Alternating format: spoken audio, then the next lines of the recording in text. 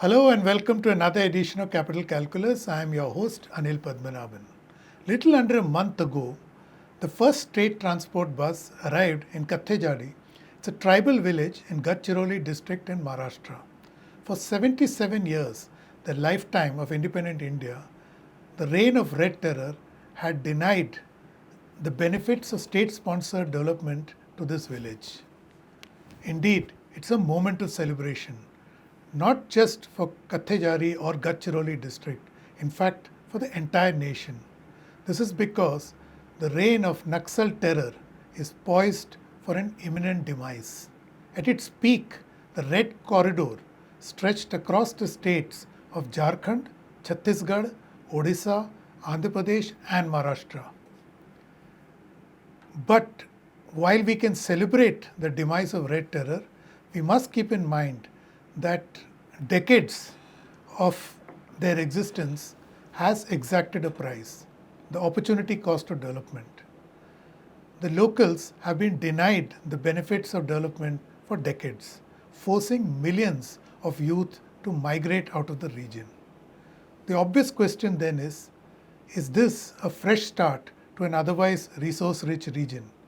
Can the mainstreaming of development secure an inclusive future for the locals? To answer all this and more, we have in our studios today Mr. Sunil Kumar. He is the former Chief Secretary of Chhattisgarh, one of the states which was in the throes of the peak of Naxal activity. Welcome, Mr. Kumar. Thank you for inviting me. Okay. If I can, begin with the fact that the Naxal movement is in retreat. Security forces have more or less regained control, barring a few districts, and every day we keep hearing new incidents of encounters or surrenders of personnel. So, is it for the first time in years, the state and not the gun is calling the shots? Is this a new dawn for the region? Well, there's certainly been an improvement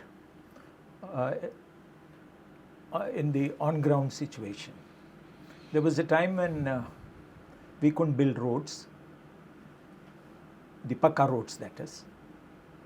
We couldn't build schools because apparently schools with terraces would act detrimentally to the Naxalites, to the leftists, their people's army, and because that would give a vantage position to the security forces, so they wouldn't allow it to be built.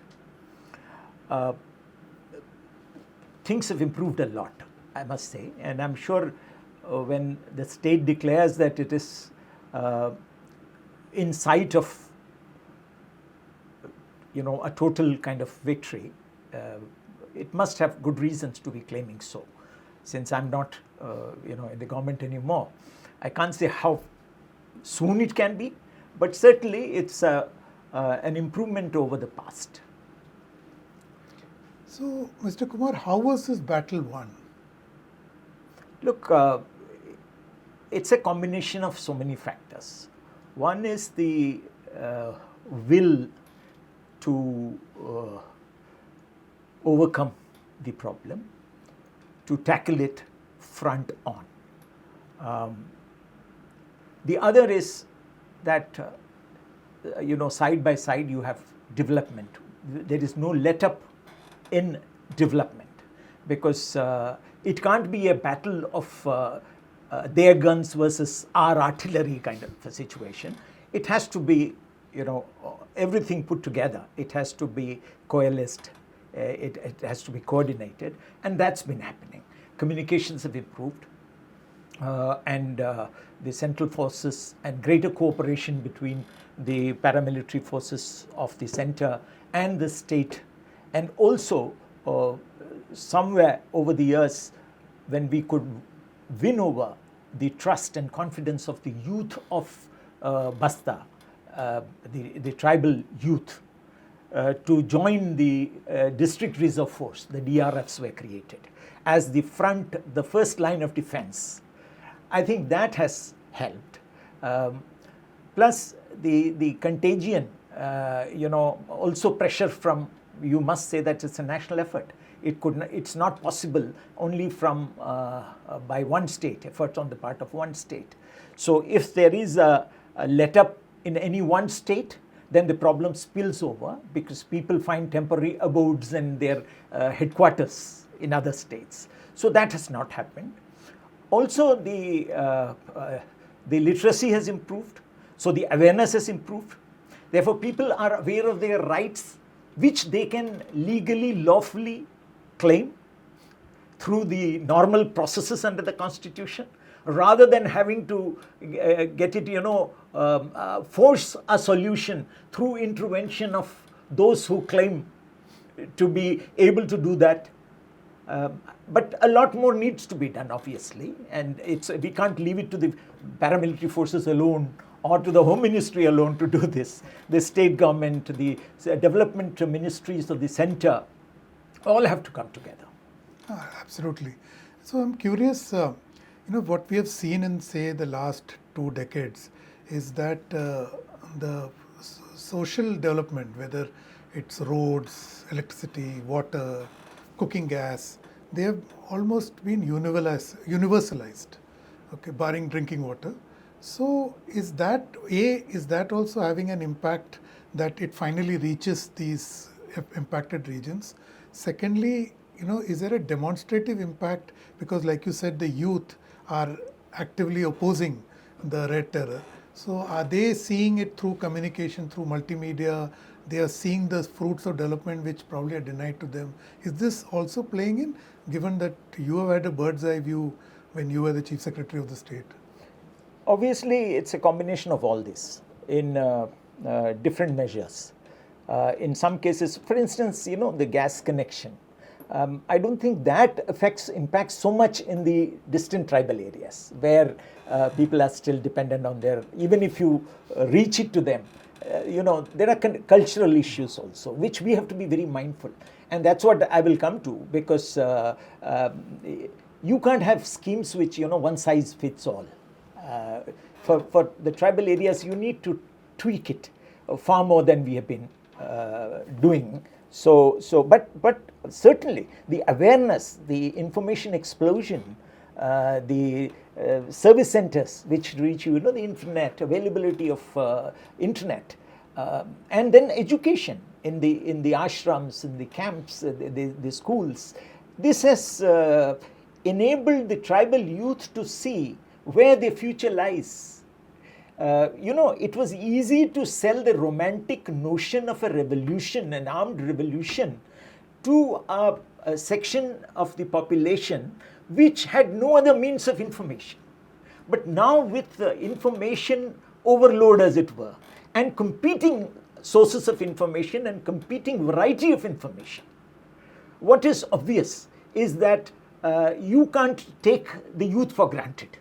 They will obviously side with, they would know which side their bread or rice is buttered or cooked better.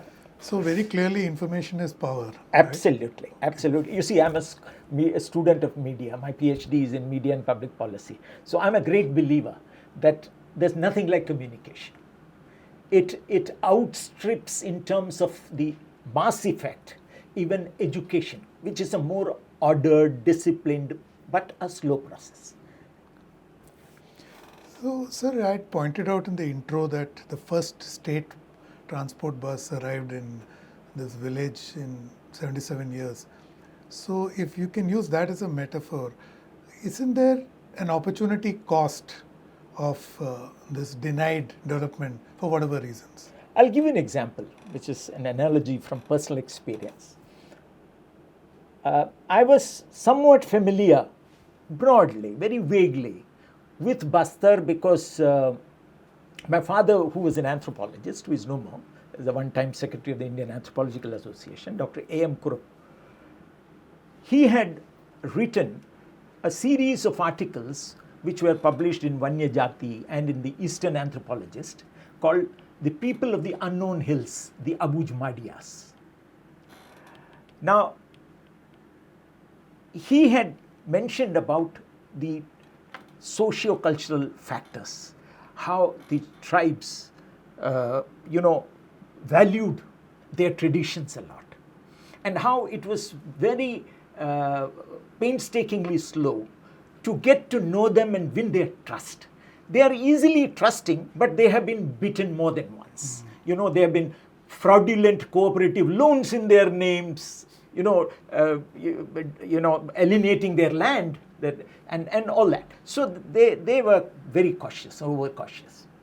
So my training, I was assistant collector under training in Bastar. This was in April of 1980. I remember I was going through my diaries actually for this, our interaction today.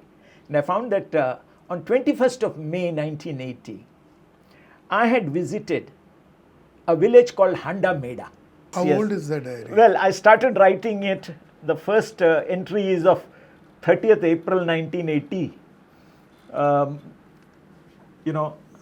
So I started it as an IAS probationer scrapbook, Bastar diary.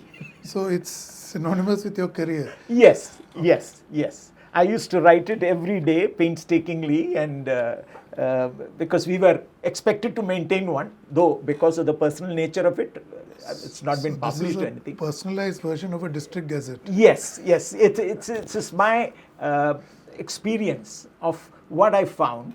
And I had the benefit, I told you my father was an anthropologist. So I had been reading a lot about tribes and their customs and their way of life and all that. And he had traveled Bastar, he had trekked Abujmad for 3 weeks. So I could follow that. So I myself trekked Abujmad for 2 weeks in October, November of 1980. Right. This is after you joined the IS. Yes, Okay. yes. Can you just hold up your diary for our viewers? Yeah, because, just hold up the cover and... Yeah, this is an old cover. Yeah, this is a notebook brought on the tip. This camera. Yes.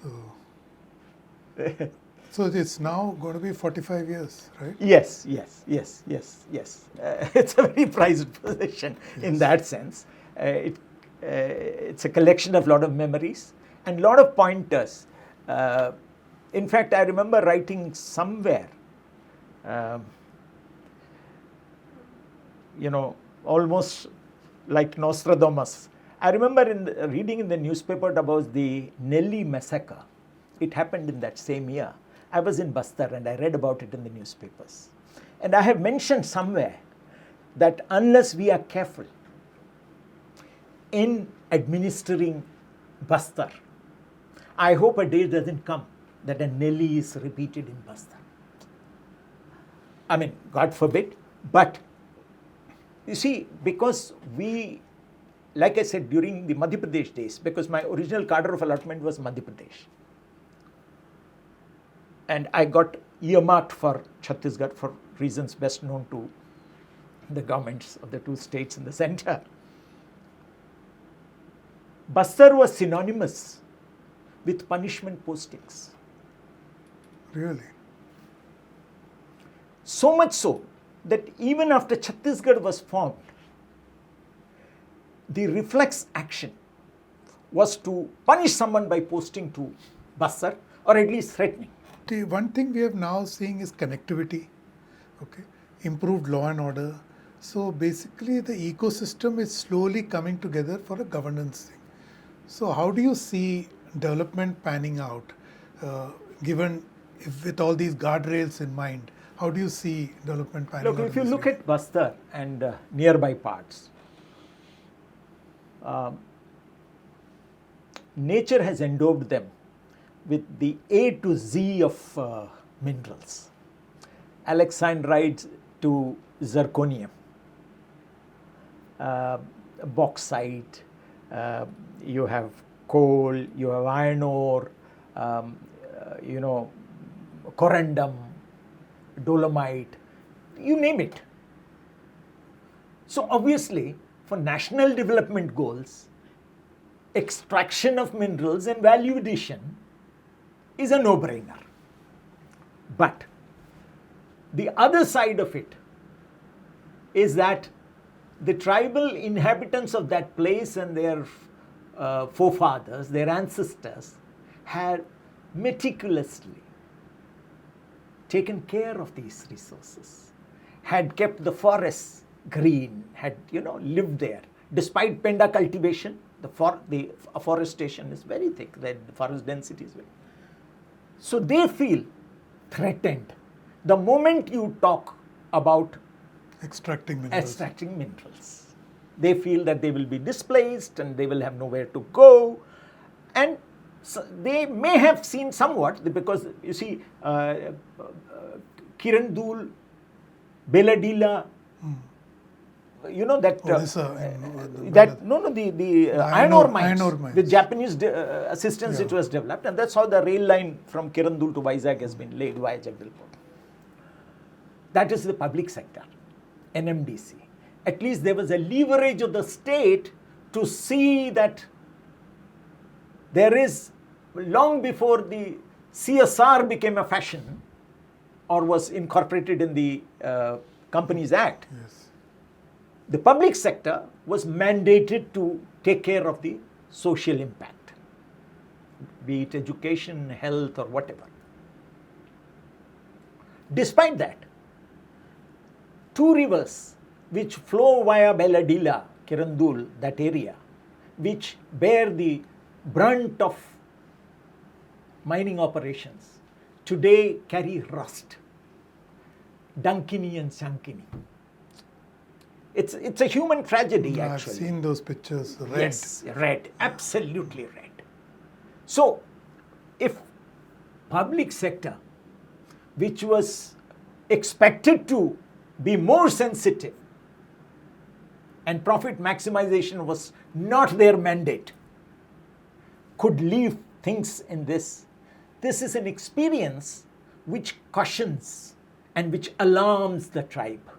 What will happen if the profit-seeking, profit-maximizing corporates come in and do this? So, first of all, the government will have to have a blueprint of action that, irrespective of public or private, as and when investments come in the area, the environmental impact of it, how will it be mitigated, the livelihoods, the future prospects, and how, the bottom line is, how would we ensure that the tribe is a shareholder, a stakeholder in development? The day the government prepares a roadmap, I think it's again a no-brainer that people will follow. Tribes may be uneducated, but they are intelligent. Particularly the young should be aware. Not just young, even the older ones. They know which side their benefit lies. It's dialoguing, communication. Now, talking of communication, have we really developed Gondi and Halbi as mediums of instruction or even means of communication?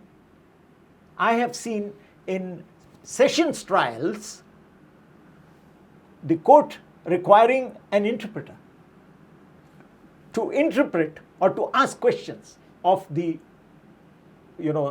accused or the defense or of witnesses.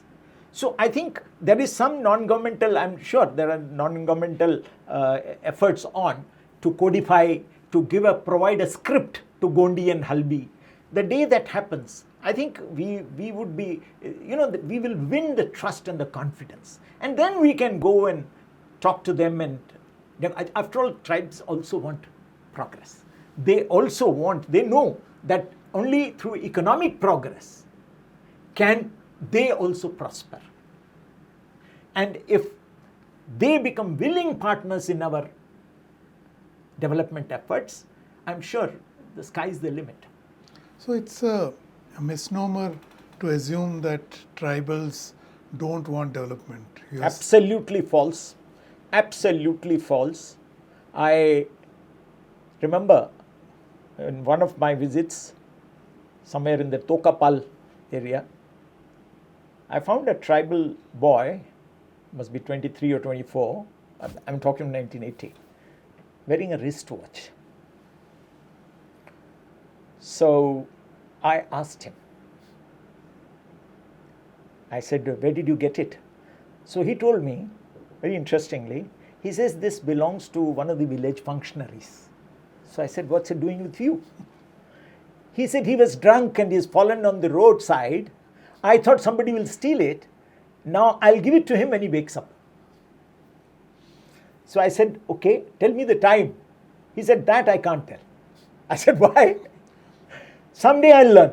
So I'm curious, while extraction of minerals is a testy issue, but tourism, what about tourism? Because all that you said, it looks like a beautiful, verdant, green spot. Absolutely. With presumably lots of waterfalls and everything. There are at least what two about great tourism? waterfalls there, So and caves with carvings and etchings going back centuries. And deep natural caves, limestones and Barsur. You have Chitrakoot Falls. You have Danteshwari Temple. So tourism is an opportunity? Absolutely, and not only it's happening also, except that because of there are temporary setbacks. There is an incident then, like it happened in Pahalgam. So a few days there will be a lull, people may cancel, but then life goes back to normal once they know that the authorities have They're back. Yes. So now, what is important is we need to ensure that there is tranquility, peace and tranquility at any cost. And then it's an uncharted, most of it is still virgin from a tourist point of view. We haven't reached this stage of Venice where people, object to Bezos' wedding function being held there because they think there are far too many tourists for Venice. Bastar is still unexplored. It is closer to nature than it is nature itself. And I think Central India now, because of the connectivity, bus you mentioned, it passes via Bhapalpatnam and all that. Udan is there. It's already connected with Visakhapatnam and Raipur. And Odisha Air is also running some services. There can be air taxis there. Raipur is a major airport there. So wildlife tourism, even medical tourism. If Bastar were to develop its herbal cure and the traditional cure treatment regimes, if that can be leveraged, I'm sure. So, sir, finally, the end of Naxal terror points to a new dawn. Absolutely, absolutely. If it has ended, because the government ought to know, I can't challenge that. But if it's happening, it's good news. It is good for Bastar. It's good for Chhattisgarh. It's good for India. And I think I'm sure since things have improved, if the momentum carries forward, it will snowball into something bigger and better. Thank you. We'll stop at that. And so great conversation. Thank you. So you heard Mr. Kumar. The end of Naxal terror is a historic point of inflection. For the first time, India has got a chance to mainstream a region which has been neglected for 7 decades. And mind you, this region stretches across 5 states. And like Mr. Kumar pointed out, it is natural resources abundant. It's closest to nature than any part of India. So there are many, many attractions to it. And the future looks bright. But like he has repeatedly caveated that this depends on mainstream or mainland India to recognize and acknowledge the cultural peculiarities of this region, which cannot be ignored. And one size fits all will not work here. Solutions will have to be customized. And a constant dialogue will have to be maintained by the tribals, who are the key stakeholders in this battle to provide development to a long neglected region. So if all goes to plan, India is looking to transform what was once a dreaded red corridor to a green corridor of growth. Thank you for watching. Don't forget to subscribe to StratNewsGlobal.Tech on YouTube. Hit the bell icon so that you don't miss any updates. And please do share your thoughts, ideas and suggestions with us. I'm available on X at Capital Calculus.